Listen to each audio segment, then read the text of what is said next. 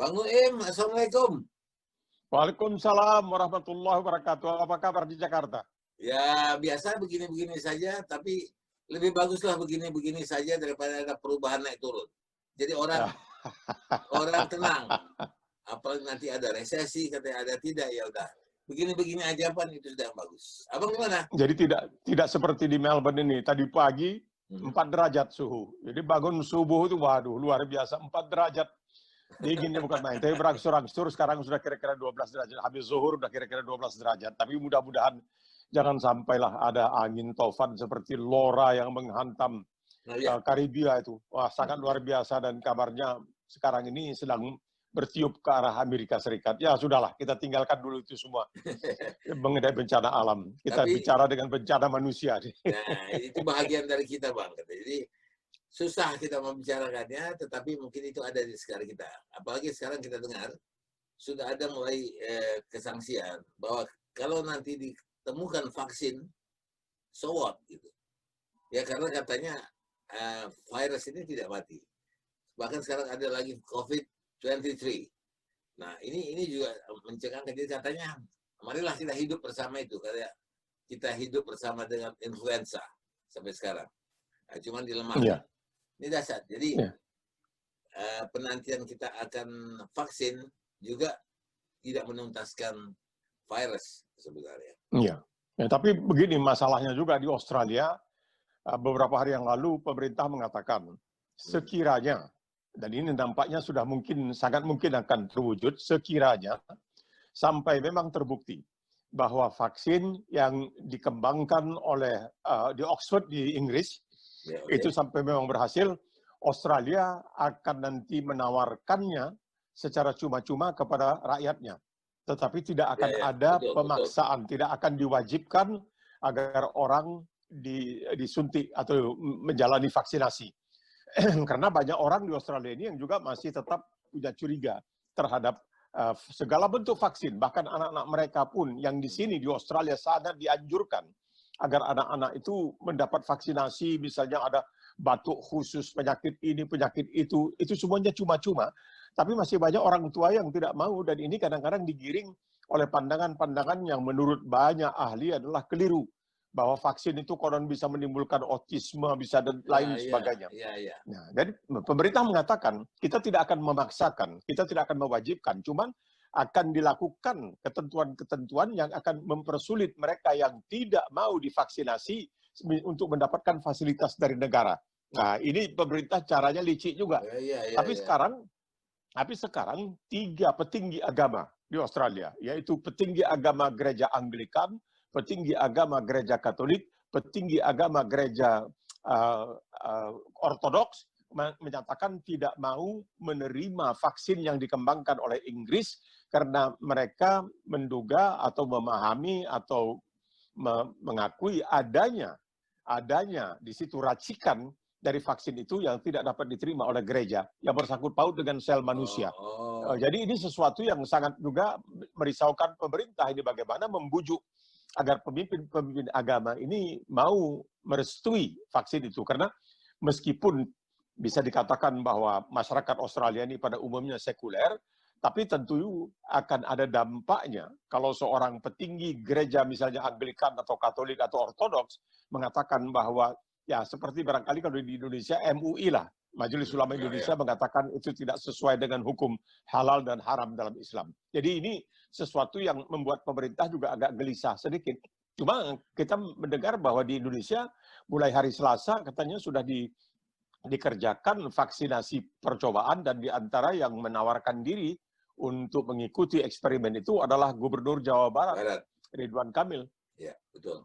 Jadi itu kalau banyak dari berbagai daerah, karena tidak hanya di Bandung, Jawa Barat, karena kan obat itu kan dites fase 3-nya itu kan di Bandung, di Bio Farma itu ya. Ya, Aikman itu ya. Ya betul. Ya, tapi masalahnya begini, Bung Ishari. Masalahnya sekarang ini di Amerika Serikat, Presiden Donald Trump yang semula menolak mentah-mentah plasma, yaitu plasma ini sebenarnya darah dari orang yang telah sembuh dari serangan COVID-19, dia menolak. Tapi sekarang dia menerima. Cuman dia mengatakan bahwa seakan-akan memberi kesan bahwa dia sudah sejak selamanya ini mendukung, padahal awalnya dia menolak semua itu. Iya. Nah, ini masalahnya begini, kabarnya ada satu pandangan yang mengatakan bahwa seseorang yang telah sembuh dari COVID-19, yaitu dari corona, itu punya kekebalan. Betul. Punya kekebalan.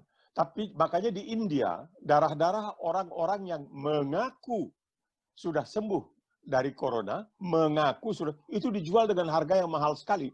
Walaupun barangkali pemilik darah itu hanya mendapatkan cuma entah berapa rupiah, tapi orang tengah ini, perantara ini, makelar ini yang mendapat banyak uang, kabarnya sampai ribuan dolar itu kalau dihitung dengan dolar. Nah, masalahnya sekarang pernah kutulis, dan ini dimuat di dalam salah satu media di Indonesia, bahwa di Australia ini ada orang yang sepulang dari Jerman, dia masih berusia 35 tahun, seorang perempuan, dia terkena corona, kemudian dia sembuh, kalau dia berbahagia, kemudian dia terkena, jadi 3 kali dia kena. Nah, ini menunjukkan bahwa tidak selamanya orang yang sudah kena dan sembuh akan kebal. Nah, ini ada berita hari Selasa ini dari Jerman yang mengatakan seorang yang sudah sembuh dari serangan virus corona kena lagi. Jadi bagaimana ini kita menyikapinya? Apakah betul ada herd immunity, ada kekebalan? Nah, ini yang menjadi masalah luar biasa. Sedangkan kalau influenza kan bisa berulang kali. Tapi kita tahu dulu, Bang, kita masih ingat waktu kecil kita kan dicacar. Iya. Aku masih ada bekasnya nih. Iya, kalau sekarang di paha, tidak boleh lagi di tangan terlalu menyolok nanti kalau pakai injeksi. Itu kan cuman sekali cukup. Ya, katanya seumur hidup, tapi tidak juga, ada juga yang kena. Beku awak. Cacar, campak, cuman dulu BCG lah di sini untuk TBC di bahu ya. Jadi ada yang bisa berulang. BCG dulu kan di tangan ada, di Lapangan Merdeka di Medan. Oke, di Medan dulu di Lapangan Merdeka, aku ingat itu ada BCG untuk tahu TBC atau tidak katanya. Itu BCG. Iya, tapi sekarang tidak lagi di atas lengan ini, tetapi di paha kan supaya tidak kelihatan katanya. Ya, oke. Jadi Bang, ada juga memang yang ada orang katanya menerima penyakit itu 1 kali seumur hidup, tapi kayaknya tidak. Ya, ada yang bisa 2 kali, 3 kali yang seperti Abang ceritakan tadi. Jadi memang hal ini ya kita nantikanlah, karena sebetulnya vaksin itu kan kita harapkan itu menjadi jawaban dari pemusnahan virus, tapi ternyata mungkin tidak, karena yang saya dengar tadi Bang, ada pula cerita ini kita lihat dari TV luar negeri, dari CNN, dia bilang ada juga yang virus COVID-23. Nah, ini nggak tahu bagaimana lagi keampuhannya. Tapi life must go on. Ya, kita harus jalan terus, Pak. Kita lihat banyak masalah. Aku kadang-kadang berpikir sendiri begini, Bang. Hidup ini memang begitulah. Tidak ada orang yang bisa aman 100% aman. Tidak ada yang bisa safe 100% safe. Tidak ada yang bisa bahagia 100% bahagia. Karena gangguan-gangguan kecil ini, ya ini yang kita anggap katakanlah kecil atau besar, itu adalah pemanis hidup ini sebetulnya. Ya hidup ini kalau datar-datar saya tidak bagus, tapi kalau dia kayak roller coaster, nah itu hidup itu baru indah katanya. Life is a roller coaster. Tantangan hidup ya. Ada orang kalau tidak salah bernama Betty Ard. Ya, dia seorang filosof dari Amerika. Dia buat kesimpulan dalam bahasa Inggris. Dia katakan dan pernah dikutip oleh seorang Perdana Menteri Australia ketika Australia dalam keadaan sedikit susah di tahun akhir 70-an, awal 80-an. Life, kata Betty Ard, life wasn't meant to be easy. Hidup ini tidak pernah dijanjikan akan mulus dan mudah, katanya, segampang membalik telapak tangan. Tapi banyak cobaan. Cuma ya pada akhirnya kita harus berbekal kesabaran. Ini kesabaran adalah senjata yang sangat luar biasa bagi kita ini. Kalau tidak, memang kita akan sulit sekali. Kalau dipikirlah, kita hidup di zaman lalu. Pernah pada suatu saat, sekitar barangkali tahun 58-59 kalau aku tidak salah, aku punya kuku kakiku tuh masuk ke dalam daging. Oh, sering itu, Bang? Wah, maka taruh buru water. Ingat dulu ada buru water. Iya. Tidak juga sembuh. Dikasih tembakau dengan air, tidak juga sembuh. Akhirnya pergi ke rumah sakit umum di Medan. Dulu namanya rumah sakit umum itu di Jalan Serdang. Kemudian diganti namanya menjadi Jalan Muhammad Yamin. Amin. Ya, Profesor Muhammad Yamin. Pergi ke sana, aku ditangani oleh seorang dokter yang namanya, aku masih ingat sampai sekarang, Dr. Arifin. Maka dia menyuruh juru rawat Itu ahli penyakit kulit ya? Bukan, tak tahulah dari rumah sakit umum, nama dia Dr. Arifin, aku kenal dia, sudahlah. Jadi disuruhnya juru rawat suntik jempol kaki. Setelah disuntik, ditunggukan beberapa menit, lalu ditanya, terasa? Oh masih terasa, karena aku takut, disuntik lagi. Waktu kedua kali udah disuntik, dia pukul-pukul, aku tak berikan reaksi, dia bilang, kau bohong ya, bahwa kau sudah sekarang ini udah kebal, katanya sudah kena bius, kau bilang, akhirnya cobalah, datanglah dokter, bagaimana? Ya ini dokter sudah bisa dicabut, ya cabutlah, dibawalah alat macam tang, ditarik-tarik kuku itu tak mau keluar, akhirnya dimasukkan macam obeng, didongkrak ke atas, naiklah kuku itu, baru dicabut.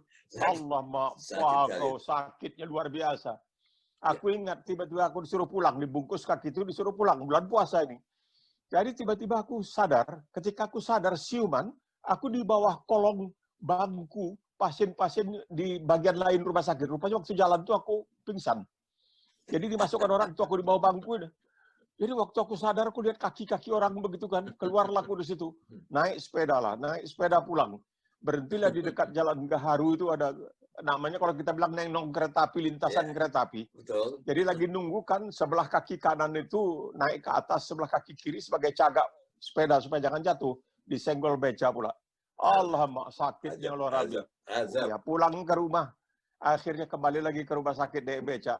Dikasih aku obat hilang rasa sakit namanya Novalgin. Nah itulah aku ingat itu. Kuku kaki, begitulah zaman waktu itu susahnya kita mendapatkan perawatan yang ya seperti sekarang ini kita dimanja-manja. Misalnya aku beberapa minggu yang lalu pergilah ke dokter di tempat aku tinggal, kira-kira jaraknya 3 km lah dari rumah. Nah, di situ juga disediakan fasilitas podiatri, yaitu yang mengurus hanya kuku kaki kita. Maka dia bersihkan kuku kaki, dia bilang ini coba kita potong dulu, nanti kalau tidak buat 3 minggu lagi datang lagi ke saya, katanya mungkin kita potong saja dan kita matikan kuku ini supaya sebagian dari kuku itu tidak lagi tumbuh dan tidak menghunjam ke dalam kulit kita. Karena begini Har, nah ini ada satu hal di sini. Di sini kalau kita sudah berusia macam aku ini udah 82 tahun, itu setiap 2 tahun sekali dipanggil oleh dokter. Itu nanti diajukan kira-kira 20 pertanyaan. Untuk mengetahui apakah aku perlu bantuan itu. Bantuan dari pemerintah misalnya untuk datang ke rumah ini itu. Jadi ditanya, kau bagaimana darah tinggi, bagaimana makanan bagus, ini apa yang dimakan. Semua tanya, akhirnya nanti pada akhirnya ditanya, bisa memotong kuku kaki sendiri? Bisa, oh bagus. Pokoknya seorang manusia yang masih sanggup untuk memotong kuku kakinya sendiri di sini tuh dianggap masih paten lah itu, masih oke, masih oke. Aku nggak bisa Bang. Aku sampai sekarang ini udah mulai tidak bisa memotong kaki sendiri. Tapi bisa kalau kepaksa, kalau itu naik kakiku ke tempat tidur, tapi udah sakit lah pinggang awak. Ya, sakit lah sendiri. Jadi itu menunjukkan bahwa memang beberapa fungsi tubuh kita, beberapa anggota tubuh kita mulai tidak bisa kita gerakkan ke arah yang dulu gampang sekali. Apakah kita bisa memutar tangan kita 180 derajat, 360 derajat? Itu kadang-kadang nggak bisa juga. Sakit di sini. Jadi mengenai kaki ini Bang, kuku kaki. Ini barangkali orang bilang apa istilahnya itu. Nanti aku ingat ini. Itu kadang aku pernah jalan-jalan di Bali ya, di pasir-pasir. Nah aku cuci kaki, tapi rupanya ada sebutir pasir masuk ke sebutir pasir di jempol kaki itu. Biarin saja, lama-lama rupanya mulai membengkak kaki itu.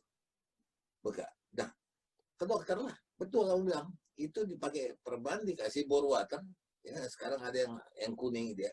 Bore water udah untuk membuat lembek kulit kaki itu. Di samping kuku itu kan dilembekkan. Baru bisa kita potong. Nah, tapi waduh memang kayak inilah salah potong kuku, tajam ujungnya masuk ke daging. Iya. Jadi kalau Abang bilang tadi kalau tidak bisa memotong kuku kaki sendiri, ini masalah perut. Tak bisa membungkuk. Jadi itu hidup Bang, itu begini. Sampai aku bilang begini.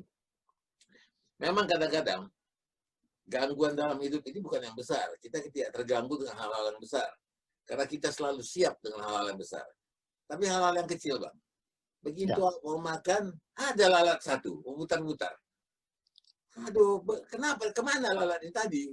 Nah, kemudian misalnya, baru mau melangkah keluar, udah berpakaian, yalah hujan pula. Jadi hidup kita ini diganggu oleh hal-hal kecil. Nah sekarang kita mau care gak? Udahlah, careless sajalah. Buat apalah dipikirkan itu, hajar aja. Karena banyak sekali mengganggu hidup kita. Kita pada dasarnya manusia tidak bisa pernah bahagia sebahagia-bahagianya. Jadi begitulah Bang. Kalau kita lihat memang hal-hal yang mengganggu kita tuh, mengganggu hidup kita ini bukan hal-hal yang besar. Karena kita siap dan selalu siap dengan hal yang besar.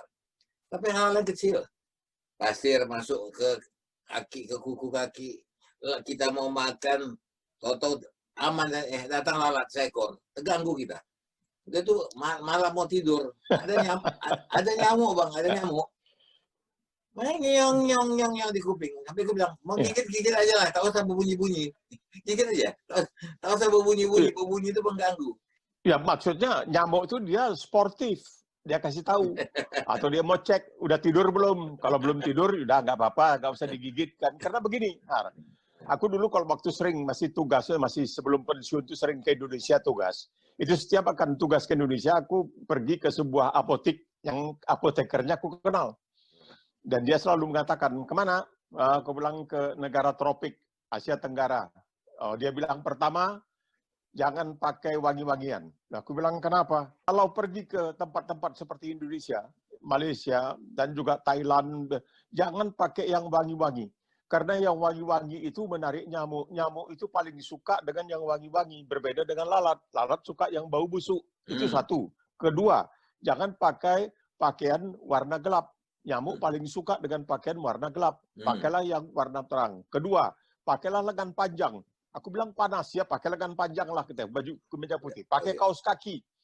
Aku cerita sama dia. Apa saudara tahu, di dalam budaya kami di Indonesia itu, kami suka sekali goyang kaki. Kalau duduk tuh kaki mesti digoyang. Dia bilang, kenapa? Begini, kalau kami duduk di sekitar meja, itu biasanya taplak meja turun ke bawah sehingga di bawah tuh keadaannya nggak gelap sedikit. Nah nyamuk pikir di malam hari dia keluar. Nah, dia hajaplah kaki kita digigitnya kan. Makanya kita goyang-goyang kaki terus. Nah, itu menjadi kebiasaan. Dimanapun kita berada kemudian kita goyang kaki. Tapi apakah Izhari tahu bahwa nyamuk ini adalah satu-satunya makhluk yang sanggup menewaskan makhluk lain yang 5.000 kali lebih besar, lebih berat dari dirinya. Itu nyamuk. Nah, dia orang yang paling, di antara manusia yang terhebat di dunia ini, adalah orang yang bernama Alexander the Great dari Makedonia. Yaitu orang Yunani menyebutnya dari orang Yunani, Macedonia. Jadi Iskandar Agung ini ketika masih berusia di bawah 20 tahun, dia sudah memimpin bala tentaranya, sehingga di Mesir ada sebuah kota bernama Iskandaria. Itu dari nama Iskandar Agung ini. Dan dia itu berjalan terus sampai ke Harat. Harat itu sekarang di Afghanistan. Dialah yang membangun kota Harat itu. Kemudian dia kembali. Nah, dalam perjalanan kembali itulah dia meninggal dunia. Karena apa? Kabarnya dia kena malaria digigit nyamuk. Jadi manusia yang begitu hebat. Manusia yang begitu hebat.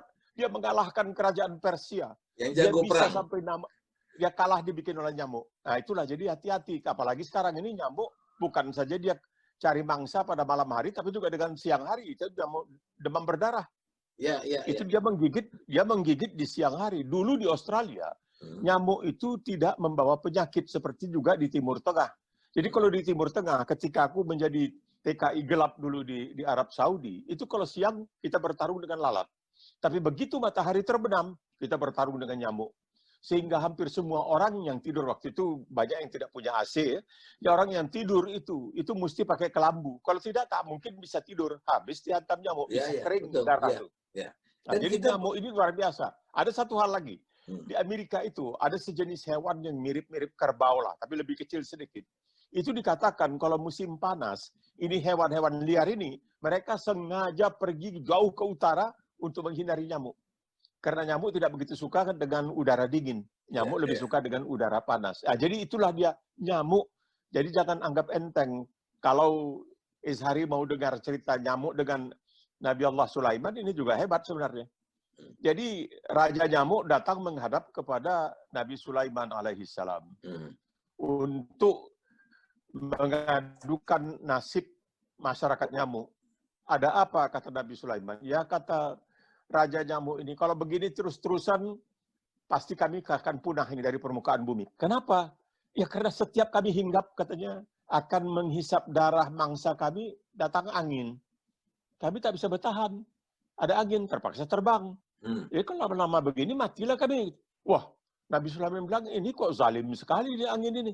Ini mesti diadili nih. Maka dibikinlah suatu sidang peradilan yang cukup besar. Sebagai hakim ketuanya Nabi Sulaiman. Maka dipanggillah pendakwa. Dipanggil Raja Nyamuk datang. Ayo, dia menyampaikan apa keluhannya. Nah, kata Nabi Sulaiman tidak bisa hanya pendakwa. Terdakwa juga mesti hadir. Maka dipanggillah Raja Angin. Begitu Raja Angin datang, nyamuk tak ada di situ. Dia tak bisa bertahan. Jadi sampai sekarang masalah ini tidak selesai antara nyamuk dengan angin ini. Nyamuk itu Bang mengganggu. Maka itu kita wartawan ini bilang orang. Nyamuk pers. Iya, nyamuk pers, mengganggu. betul. Tidak. Iya. Kadang-kadang itu aku bilang tadi. Kadang-kadang tidur dan ngantuk kali. Sampai aku bilang, mau gigit aja lah. Tahu sabu bunyi sirene di kuping tuh. Nah, jadi abang tahu. Nyamuk ini aneh. Ini binatang luar biasa juga. Makanannya darah. Hebat. Sehat. Darah itu sehat. Lalat makanannya sampah. Yang busuk-busuk. Tapi gemuk dia. Nyamuk ini udah makan darah sehat. Kenapa dia kurus? Kenapa dia kecil? Tahu apa kenapa? Karena dia begadang aja kerjanya. Tapi sekarang tidak. Nyamuk tidak begadang lagi. Yang menyebarkan penyakit demam berdarah itu dia siang-siang cari makan. Tapi dalam itu masalah yang sangat karena bagi orang terutama di Amerika itu nyamuk itu sangat ditakuti. Ya karena dia membawa penyakit. Jadi ketika baru-baru ini ada tiba-tiba ditemukan nyamuk asal Melbourne di Los Angeles. Itu gempar di kalangan para cerdik cendekiawan soal-soal seperti ini, gempar sekali. Bagaimana nyamuk ini bisa datang? Kemudian juga di Texas ditemukan nyamuk yang disebutkan nyamuk harimau. Itu biasanya banyak terdapat di Taiwan. Selidik punya selidik, iya rupanya di Amerika itu sering membeli ban bekas, ban mobil bekas. Itu dibeli dari Taiwan, tapi tidak disemprot dalamnya. Ketika ban itu menantikan pengangkutan untuk dibawa dengan kapal ke Amerika, nyamuk sudah sempat bersarang di situ. Makanya begitu sampai di Amerika dia menetas jadi jentik-jentik, kemudian menjadi nyamuk, tiba-tiba dia ya tentunya tidak ada istilahnya, tidak ada pemangsa alamiahnya di sana, jadi gempar sekali. Sedangkan di Amerika, di Australia, kalau kita misalnya mengimpor ban bekas itu mesti disemprot. Bukan saja ban bekas, bahkan ya perabot juga kalau dari Indonesia misalnya itu mesti disemprot, tapi Amerika rupanya tidak. Jadi itulah ulah nyamuk itu. Jadi nyamuk ini problem sekali bagi kawan-kawan kita yang dari luar negeri. Saudaraku yang puluhan tahun tinggal di Belanda, pulang ke Indonesia, nginap di rumahku, yang pertama dia tengok adalah nyamuk ada nggak. Jadi ya, kenapa? Lengket aja nyamuk itu nempel aja, udah gatal dia bentol. Nah, itulah hebatnya kita ini, karena kita udah imun. Datang nyamuk tak akan bentol, tak akan luka, dia udah garuk kemana-mana. Jadi memang daya tahan tubuh manusia ini menyesuaikan diri dengan alam lingkungannya, sekitarnya. Jadi kita diberi daya tahan. Kalau kita biasa Bang, kalau kita lihat sekarang, kita ke tempat dingin yang suhunya kayak Abang bilang tadi. Kalau aku ke sana udah menggigil aku pasti. Berjaket-jaket, nggak bisa pakai baju kayak Abang tuh. Sudah berkupluk.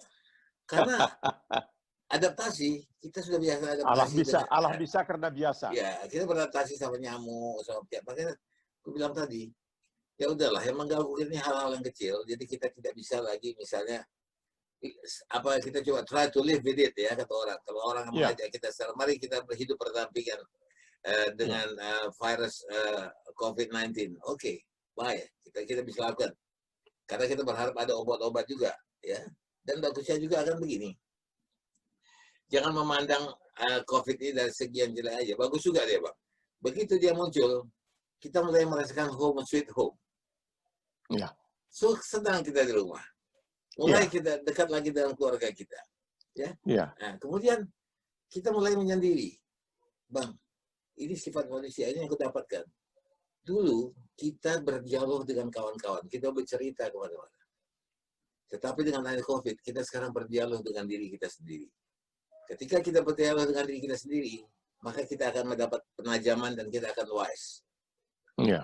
Kan begitu kurangnya orang berdialog sama dirinya sendiri, mempertanyakan siapa aku, apa gunanya aku, di mana aku, apa faedah aku, itu nggak pernah kita tanya. Sekarang setiap orang kembali ke dirinya, merenung seperti meditasi, melihat dirinya sendiri. Nah ini bagus, Bang. Ya. Ya, tapi tidak semua orang suka untuk sendirian. Jadi di Australia ini masalahnya dengan adanya karantina, dengan adanya larangan keluar atau keterbatasan lah, gerakan-gerakan manusia, gerakan dibatasi, tidak bisa. Banyak orang yang malahan di sini dikatakan bahwa gangguan jiwa bagi mereka yang memang sudah punya benih-benih gangguan jiwa itu meningkat. Bukan itu saja, juga kekerasan dalam rumah tangga, KDRT juga meningkat. Karena terus-terusan bersama itu itu masalah daripada COVID ini yang menyebabkan itu. Tapi seperti yang Izhari katakan, kalau aku memang suka sendirian itu ada nikmatnya. Saya aku terkenang bagaimana pujangga Inggris William Shakespeare dalam salah satu karyanya Julius Caesar itu mengatakan bahwa Marcus Brutus yang memimpin kudeta atau asasinasi terhadap Julius Caesar sedang berperang dengan dirinya sendiri, ya, bertarung dengan dirinya sendiri, at war with himself, bertarung dengan diri sendiri. Ini dikerjakan atau tidak? Kalau tidak, ini rugi. Kalau dikerjakan, bagaimana konsekuensinya, akibatnya, resikonya? Jadi itulah at war with himself katanya. Dia perang bertarung dengan dirinya sendiri. Ya, sampai ketika mungkin itu ke Julius Caesar, dia bilang ya, et tu Brutus, katanya. Kau juga, katanya ditanya. Et tu Brute, et tu Brute. Kau juga mengkhianatiku. Bang, sebenarnya ini masalah kejiwaan ya. Kita juga harus menenangkan diri kita. Karena pada dasarnya memang selalu begitu pikiran kita. Ya, kalau kita baca bukunya Sigmund Freud, itu kata ada id, ego, super ego. Ya.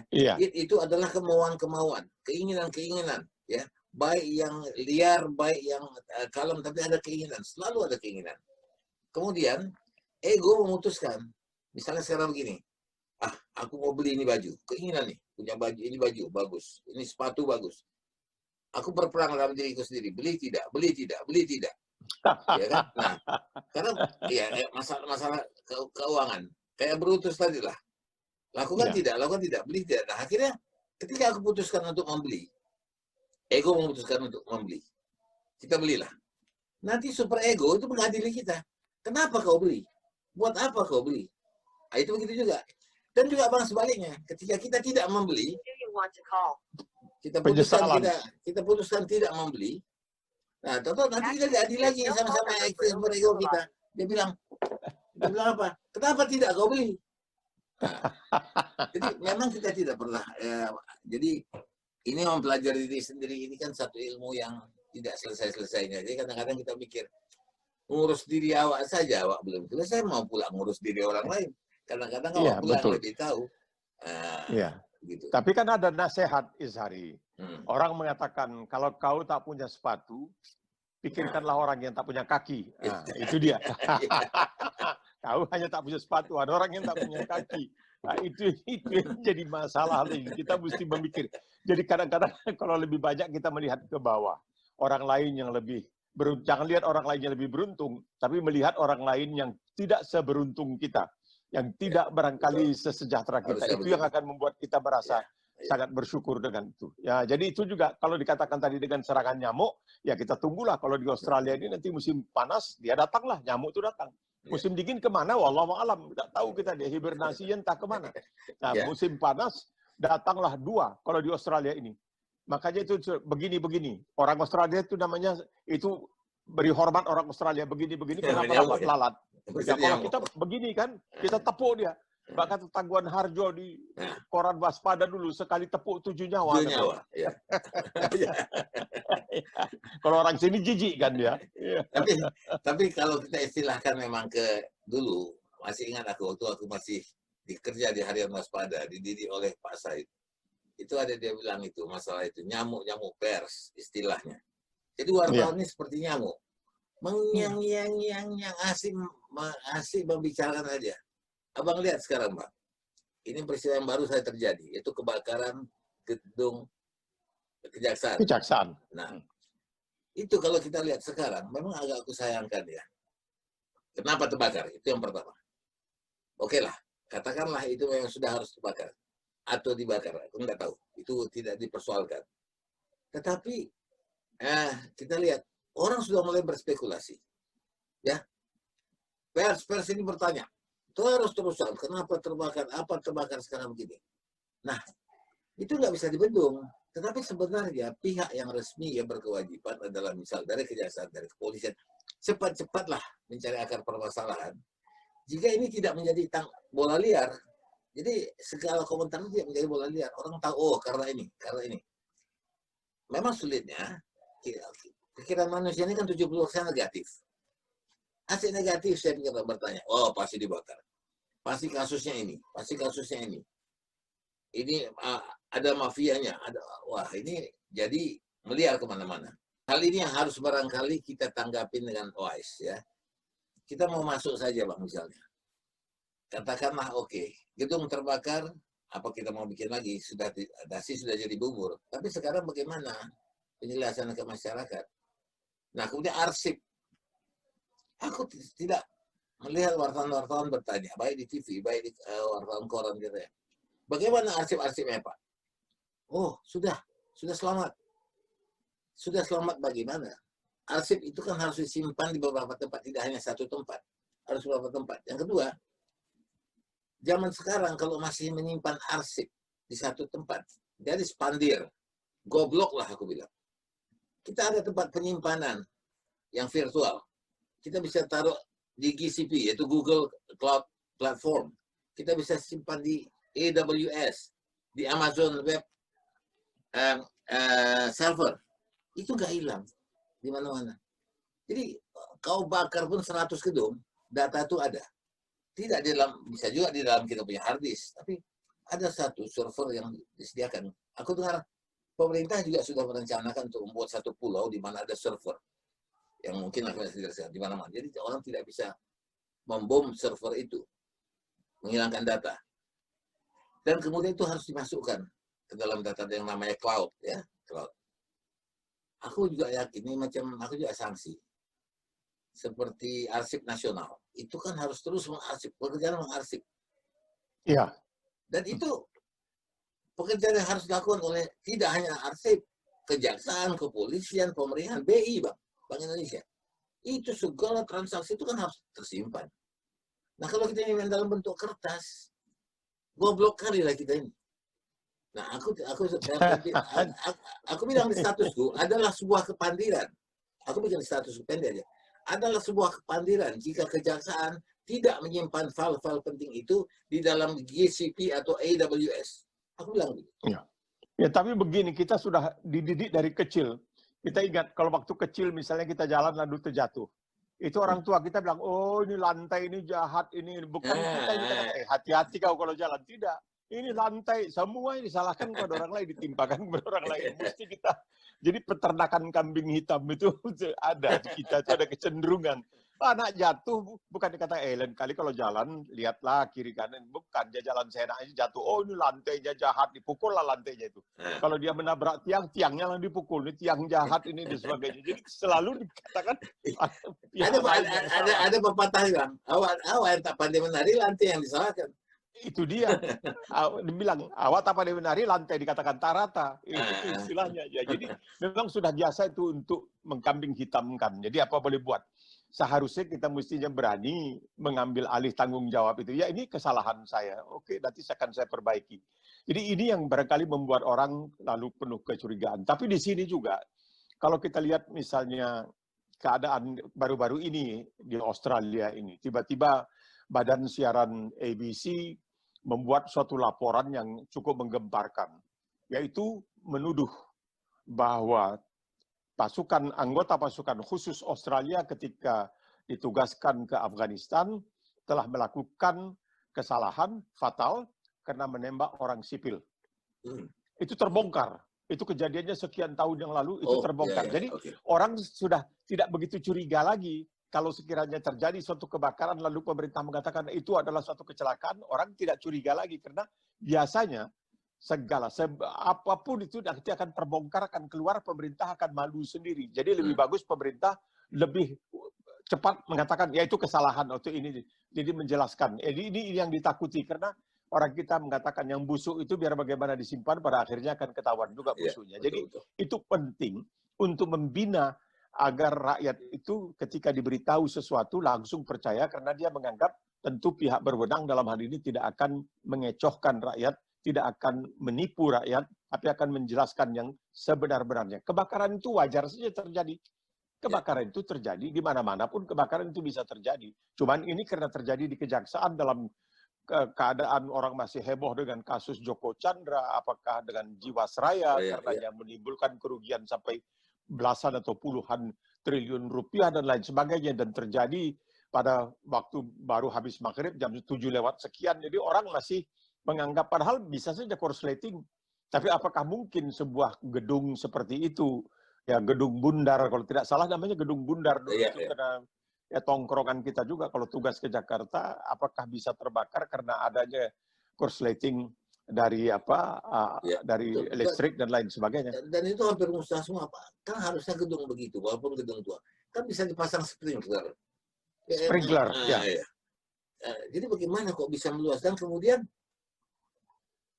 ada lebih dari 10 katanya mobil brandir pemadam kebakaran. Ya, itu 11 jam. 11 jam baru api bisa dipadamkan. Ya. Jadi masalahnya itu kan ada cerita ini, api ini diciptakan katanya begini, Her. Ketika Tuhan menciptakan besi menjadi sesuatu yang sangat kuat, luar biasa, sehingga dia jadi takabur. Besi jadi takabur. Maka diciptakanlah api. Nah, api yang bisa meluluh lantakkan besi. Nah, api juga jadi takabur. Maka diciptakan air untuk memadamkan api. Ya, ada perimbangan. Selalu ada musuhnya, selalu ada lawannya kan. Yin yang. Penangkalnya mesti ada. Yin yang, kiri kanan, atas bawah, ya, besar kecil. Jadi harus penangkalnya mesti ada. Iya, iya. Bahwa tidak ada yang mutlak berkuasa. Tidak ada lawannya. Ya, itu dia. Jadi kan kalau dalam, misalnya kita tahu dalam dongeng Yunani itu disebutkan Achilles, ya. Itu katanya heel-nya, yaitu tumit kakinya. Orang ini luar biasa, kebalnya luar biasa, hebatnya dalam bertempur dan sebagainya. Tapi kelemahannya di tumit kaki. Nah, ketika dipanah tumit kakinya, selamat akhirlah dia. Selamat jalan dia, sudah akhirnya. Tapi ingatlah bahwa di Australia ini salah satu kriteria atau tolok ukur apakah seseorang itu masih mampu atau tidak, ya bisa potong kuku kaki itu tidak. Aku tak bisa, Bang. Jadi sebetulnya kadang-kadang makan cakap. Dulu aku kalau nengok laki-laki pergi manicure, pedicure itu, banci kali aku. Banci gitu, banci. Banci bilang, apanya kawan nih gitu kan. Nah, kemudian ada lagi orang yang pergi ke salon. Banci ya nih. Kita tak ada, kita kenal salon zaman dulu. Tukang pangkas. Rupanya karena tak ada salon, kita pergi ke tukang pangkas. Ontar tebum. Di bawah pohon, di bawah pohon itu. Ya, tapi begini, Har, maaf. Di bawah pohon di depan stasiun kereta api di Medan, di lapangan Merdeka itu baru separuh diketamnya. Nah, istilahnya kan diketam tuh pakai ketam. Baru separuh diketamnya, dia bilang kita mesti berangkat nih. Ada polisi Kota Praja tuh. Pakai kain setengah larang berawal. Karena ada polisi Kota Praja, dia diusir, tak boleh praktek di situ. Padahal dia cari makan dengan halal. Tapi tidak boleh. Jadi Bang, begitulah ngelihat orang tuh, aduh, ke salon.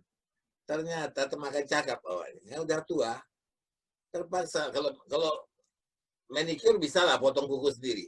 Manicure ini kaki, ya ampun, macam mana lah ini? Bisa terkeleok kaki awak ini kalau potong kuku. Dan kemudian bisa pun tak akan rapi. Iya. Ya terpaksa lah ke sana.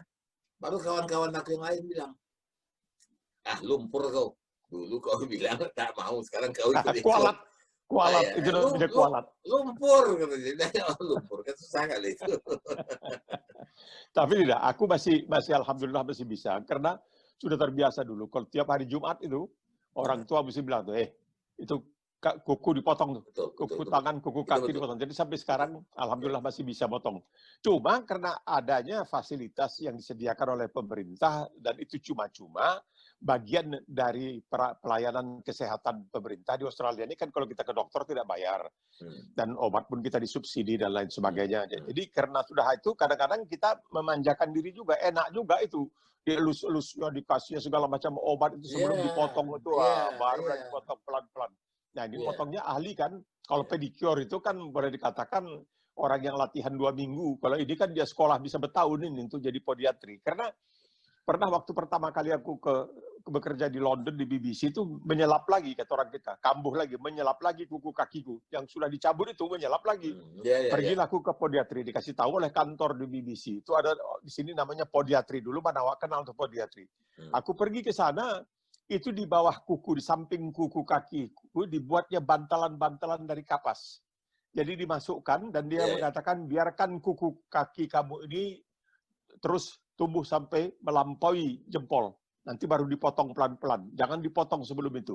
Nah, jadi itu untuk membujuk supaya kuku itu keluar dia. Jangan dia menghunjam ke daging, tapi dia keluar dari daging. Jadi pintar juga orang Inggris itu dikasih bantalan kecil terbuat dari kapas. Tapi hebat juga, bertambah tua kita, bertambah tebal kuku kita itu rupanya. Iya betul. Dan itu juga menunjukkan kesehatan kita. Kuku itu tumbuh cepat atau lambat itu kabarnya juga mencerminkan kesehatan. Orang yang sehat kukunya lebih cepat tumbuhnya. Nah, ini kan aku kuku ini seminggu tumbuh lagi, seminggu dan tumbuh. Ya biasa, makanya dulu itu aku bilang setiap hari Jumat aku potong kuku. Potong kuku tangan dan kuku kaki, itu dia. Nah, itu yang penting. Makanya dulu kan kita suka diceritakan orang tua-tua kita. Wow, kau tak tahu kalau di zaman Jepang itu tak ada pencuri. Kenapa? Kalau orang kedapatan mencuri dicabut kukunya. Ya Allah, sakitnya luar biasa. Itu kuku dicabut. Ya awak yang sudah pakai bius pun masih bisa sakit. Apalagi yang tidak pakai bius. Bukan apa, kalau kita terpotong kuku agak dalam sedikit aja udah sakitnya luar biasa itu kan. Daging kita yang terekspos. Ya, jadi tanpa kita sadari, kuku itu rupanya punya peranan yang sangat penting juga. Punya peranan yang sangat penting. Betul. Hampir semua, Bang. Kita pikir yang kecil-kecilan kita anggap nggak ada gunanya di badan kita. Itu semua berguna. Semua berguna. Betul. Betul. Rambut putih juga berguna. Ya, orang bilang rambut putih ini karena kalau kau beruban, maka mata kau bagus. Tapi kalau rambut hitam, mata kau rusak. Entah dari mana pula itu logikanya. Tapi percaya juga aku. Ada dulu tanteku yang sudah. Dulu kalau dia rambutnya itu putih. Tapi mata masih tajam. Masukkan benang ke jarum bisa dia masih. Iya. Karena matanya bagus. Nah ini awak kena kutukan nih, udah rambut putih, mata pun kacau. Tidak ada yang sempurna. Dalam hidup ini tidak ada yang sempurna. Ada cacatnya, ada kekurangannya. Itu sudah manusiawi barangkali. Itu sudah manusiawi. Jadi yang namanya insan kamil, manusia yang sempurna itu memang itu hanya dalam idaman kita saja. Tidak mungkin ada seorang manusia yang bisa sempurna. Mesti ada kekurangan-kekurangannya. Ya mungkin bagi dia tidak dianggap sebagai kekurangan, tapi orang lain yang melihatnya menganggap itu satu kekurangan. Tapi kalau rambut ini, memang apa boleh buat. Tadi pernah Frank Sinatra, penyanyi yang sangat termasyhur itu, dia rupanya sudah mulai bagian depan rambutnya itu sudah banyak yang rontok. Maka dia mau pakai rambut palsu. Cuma dia mengatakan kalau tiba-tiba hari ini aku botak, besok ada rambut, katanya orang bertanya, lah bagaimana rambut bisa tumbuh dalam satu malam? Pergilah dia ke ahli ilmu jiwa. Dia mengatakan, saya ini sudah bikin topi yang rambut palsu itu, harganya mahal, saya mau pakai supaya kelihatannya masih keren. Tapi kan orang nanti akan tahu. Oh ya, ahli ilmu jiwa itu bilang begini, saudara mesti mampu bersabar. Lalu, saudara pelihara janggut. Biarkan janggut tumbuh sampai lebat. Sampai orang bilang, Frank Sinatra berjanggut. Nah, besok, sudah begitu, berapa, sebulan atau 2 bulan, cukur itu janggut, pakai itu rambut palsu. Orang bilang, ya janggut kau kemana? Bukan, lah kok ada rambut palsu ya? Orang nggak tahu dia mau botak tuh ditutup oleh rambut, tapi orang melihat ya janggut tuh mana. Jadi manusia itu lebih suka melihat sesuatu yang hilang daripada sesuatu yang didapat. Ya, itu dia. Dan orang lebih meratap kepada sesuatu yang hilang. Yang dia dapat dia tidak pernah berterima kasih. Ya jelas, Nah, dan dia akan juga bersembunyi. Ya, ya itulah itu manusia jadi kan sudah ada begitu. seorang kawan aku pernah di Dili lama. Ya. Waktu itu menulis buku untuk Menteri Pertahanan Timor Leste di Dili. Namanya Thomas Julio Pinto. Ya. Nah, dia orang Indonesia. Dia lulus dari Malang, dari sekolah Islam di sana. Kemudian pada waktu kita menentukan nasib apa itu, dia berpihak kepada Timor Leste, menjadi Menteri Pertahanan. Duduklah aku di situ, berhari-hari aku di Dili. Tapi berputar-putar di kota Dili itu aja. Tak bisa ke kota lain karena jalan-jalan rusak, lu apa segala macam. Nah, jadi aku masih pergi ke satu namanya White Sand Beach, ya, di dekat kota Dili itu. Jadi itu adalah pantai pasir putih. Jadi tiap hari aku di sini duduk sore-sore segala macam, baca, bikin buku, nulis ya. Nah, ada seorang aku tengok lelaki yang looks like Chinese, aku nggak tahu apa dia Chinese apa tidak, look like Chinese. Dia selalu kalau sore mandi dengan anjingnya di laut. Dia gosok itu anjingnya supaya kutu-kutu itu hilang. Nah, ternyata dia punya satu kafe yang tempat minum, hanya tempat minum aja, tempat singgah. Jadi akhirnya berteman lah aku sama dia. Dia cerita bahwa dia tinggal di Australia. Ya, anaknya di sana, semua di sana. Istrinya pun di sana. Dengan segala kemewahan, rumahnya besar. Tetapi dia tinggal di tepi pantai di White Sand ini. Satu rumah kecil. Ya. Rumah kecil, ada warung, dia jual segala macam bentuk minuman. Kadang-kadang dia jual wine juga untuk turis-turis yang datang. Tapi turis tidak banyak. Jadi aku tanya sama dia, kenapa Anda tidak di sana? Hiruk pikuk. Dunia nih hiruk pikuk. Saya udah kemana-mana berlayar, udah kemana-mana. Tinggal di Australia. Tapi saya mau mencari sesuatu yang tidak hiruk pikuk, yang tenang. Oke, apa? Ya saya dapat tenang di sini. Dan saya, I don't need money. Dia bilang. Ya. Ada bagaimana ya? Semua sudah dikasih Tuhan. Coba bayangkan ya katanya. Banyak orang dari luar negeri sana, turis-turis asing, datang ke Indonesia hanya untuk melihat sunrise dan sunset. Bayar tiket mahal-mahal. Aku nih katanya, duduk aku bangun tidur, belum mandi, ku pandang laut. Tanpa sunrise, tanpa sunset. Tak usah bayar katanya. Itu betul. Betul. Buat apa aku tinggal di sana? Di sini aku aman. Ini orang yang hidup nggak ngerti udah kayak Yang tahu sufi. bersyukur sebenarnya. Tahu bersyukur. Ya. Dia bilang anak-anaknya udah punya, cucunya pun ada, tapi dia, I live by myself di sini. Aku kerjakan apa aku senangi. Aku memandikan anjing, aku memandang matahari terbit, melihat matahari tenggelam. Aku minum kopi, aku merokok. Ada. Nah, di samping rumahnya itu ada satu mobil, kayak Pontiac. Itu kayak mobilnya Elvis itu, Pink Cadillac. Ya. Ada di situ coba. Dan bisa hidup, bisa jalan. Jadi memang hidup ini pilihan lah. Kita mau apa? Nah, kadang-kadang aku juga berpikir, ya ngapain lah aku beredar di ibu kota Jakarta nih, yang ruwetnya bukan main, segala macam. Aku lebih berpikir sekarang bagaimana aku berbicara dengan diriku sendiri. Ya, kita kan nggak tahu kemauan kita ini apa. Nggak tahu kita dengan persis. Nah, mungkin abang bisa lihat ini dari sisi religius. Ya, ada takdir tertentu menerima. Katanya kan ini bukan, tidak semua takdir itu dalam artian orang mengatakan ya ini apa boleh buatlah, sudah begini nasib.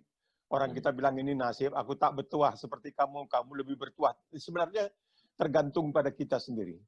Apakah kita akan puas dengan apa yang kita miliki atau kita tidak puas dengan apa yang telah diberikan kepada kita. Karena kalau memang mau ditambah itu tidak ada batasnya, akan terus bertambah, kurang lagi, kurang lagi. Makin banyak pula kemauan kita. Itu sudah adat manusia barangkali. Oleh sebab itulah ada ajaran-ajaran yang mengatakan kamu mesti bisa bersyukurlah. Kalau kamu bersyukur, pertama kesehatan. Jadi dalam keadaan seperti sekarang ini, ketika kita saban hari mendengar ada orang yang terkena COVID-19, terkena virus corona dan lain sebagainya, kita sejauh ini masih dihindari oleh virus-virus itu, maka kita menyebutkan alhamdulillah, saya tidak terkena oleh virus yang telah begitu menggemparkan umat manusia. dan kita masih selamat. Paling tidak untuk hari ini. Besok lusa, jadi seperti kalau tidak salah Umar Khayyam yang mengatakan, kemarin sudah berlalu, besok tidak dijanjikan kepada siapa-siapa, hari inilah hidup kita. Jadi inilah kita gunakan pada hari ini. Ya, itulah kalau orang bilang hari ini adalah hadiah, present. Maka itu namanya present. Present time itu waktu selesai, tapi itu ada hadiah bagi kita. Jadi kalau kita bilang betul, today is a present time ya. Tapi ini juga hadiah. Present hadiah dan waktu. Ya. Kemarin itu adalah kenangan, besok adalah mimpi, hari ini adalah present. Ya, kita tidak tahu apa yang akan kalau terjadi. kita bisa mensyukuri kan, Bang. Nah, mungkin agak sufi juga, agak filosofis juga, tapi setelah jauh berjalan, 70 tahun lah, Bang 82. Nah, kemana kita pergi, Bang? Kembali ke diri sendiri juga, kok. Kita kembali ke diri sendiri. Kembali ke rumah. Home is where the heart is. Itu dia. Itu dia. Jadi di mana kita bahagia, di mana kita mendapat ketenangan, kita mendapat bisa bersyukur, itulah dia rumah kita yang sebenarnya, yang sesungguhnya. Jadi tidak bisa kita terlalu banyak mengeluh itu, karena kalau mengeluh itu tidak akan ada ujungnya, tak ada. Akan terus berkurang, tidak akan bisa kita puas sepuas-puasnya. Dan kita akan menjadi manusia yang paling menyebalkan karena kita selalu menggerutu. Jadi selalu merasa tidak puas. Kayak minum air laut, makin diminum semakin haus, makin asin ya, makin haus ya, makin haus. Ya. Panjang cerita kita nih, kemana non tematis, tapi aku lihat ada beberapa pointer yang bisa diambil untuk bekal hidup. Karena hidup kita ini adalah satu yang paling penting. Kalau orang tanya, siapa yang kau sayangi dalam hidup kau? Ya siapa lagi? Diri sendiri yang paling utama. Nomor satu. Jadi anakku kemarin Bang, ulang tahun dia yang ke-31. Jam 12 malam datanglah kami ke apartemennya untuk merayakan ulang tahun. Kita bawa tar. Ya Bang. Terus ketika dia potong tar itu, dia bilang, aku akan kasih kue tar yang pertama ini kepada orang yang paling kusayangi. Ya. Awak kan di situ kan, merasa aku lah ini gitu kan. Ada istrinya juga. Aku lah ini dalam hati kan. Tahu dipotong entar atau disuapkan ya ke mulutnya. Aku yang paling menyayangi diriku sendiri katanya. Betul. Dalam hatiku. Satu pelajaran baik. Ya, filosofis juga. Dan itu betul. Jadi kata orang kan, kita harus mendahulukan diri kita daripada orang lain. Ya, karena dalam satu kata-kata di dalam eksistensialis, apakah Jean Paul Sartre yang ngomong, dia bilang apa? Setelah aku baru ada kau. Kalau tidak ada aku, siapa yang mengakui kau? Betul. Harus ada aku baru kau. Iya. Okay. Tapi aku juga sebenarnya untuk orang lain juga. Jadi bukan untuk diriku sendiri, tapi juga untuk orang lain. Itu yang kedua, Bang. Yang ketiga. Ya, karena itu filosofi. Oke, Bang, kita bisa ngobrol lagi. Nah, Insya-Allah. Persik pemikiran yang agak liar mungkin kata orang ini bisa menjadi satu bahan untuk kita mencintai hidup ini dan mencintai kehidupan ini. Betul. Hidup berdamai dengan siapa saja. Oke, Bang. Insya-Allah. Oke. Terima kasih. Peace. Assalamualaikum. Peace with you. Oke. Thank you, Bang. Assalamualaikum. Thank you. Waalaikumsalam.